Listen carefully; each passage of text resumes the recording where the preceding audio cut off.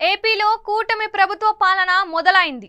ప్రమాణ స్వీకారం చేసిన మంత్రులకు శాఖలు ఖరారయ్యాయి. మొత్తం 24 మంది మంత్రులకు సుదీర్ఘ కసరత్తు, భవిష్యత్ వ్యూహాలతో చంద్రబాబు శాఖలు ఖరారు చేసినట్లు కనిపిస్తోంది. చంద్రబాబుతో సహా ఎన్డీఏ కూటమి ఈసారి ఏపీలో రాజధాని, ఉపాధి, సంక్షేమంపైనే ఎక్కువగా ఫోకస్ చేయాల్సిన పరిస్థితులు ఉన్నాయి. ఈ శాఖలు ఏరి కోరి ఇద్దరు మంత్రులకు అప్పగించారు. ఆ ఇద్దరిపైన భారీ అంచనాలు ఉన్నాయి.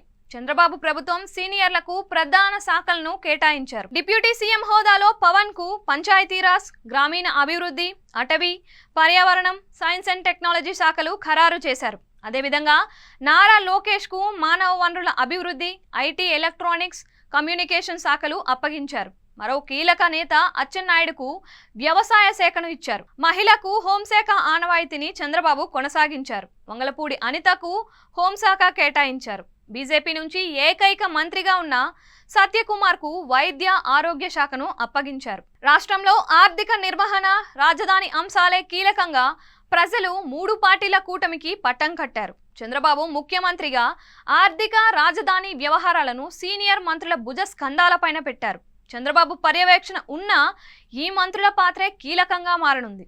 ఇక ఈ విధంగా రానున్న రోజుల్లో కూటమి భవిష్యత్ ఈ ఇద్దరి చేతుల్లోనే ఎక్కువగా ఉంటుంది. అప్పుల భారం పెంచకుండా ఇచ్చిన హామీల అమలు దిశగా ఆర్థిక నిర్వహణ ఎలా నిర్వహిస్తారు అనేది ఇప్పుడు కొత్త ఆర్థిక మంత్రి పయ్యావుల కేశవ్ సమర్థతపైనే ఆధారపడి ఉంది. ఇక 2014లో రాజధానిగా అమరావతి ఖరారైన సమయం నుంచి మొత్తం బాధ్యతలను పురపాలక శాఖ, పట్టణాభివృద్ధి శాఖ మంత్రిగా నారాయణ పర్యవేక్షించారు.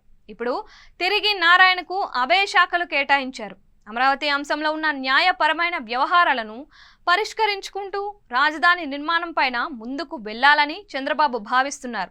దీంతో అమరావతి పైన నాడు చంద్రబాబుతో కలిసి ప్రతి నిర్ణయంలో కీలకంగా వ్యవహరించిన నారాయణకు ఇప్పుడు రాజధాని అంశం ప్రతిష్టాత్మకంగా మారుతోంది. దీంతో అటు కేశవ్, ఇటు నారాయణ పనితీరు కీలకంగా మారనుంది.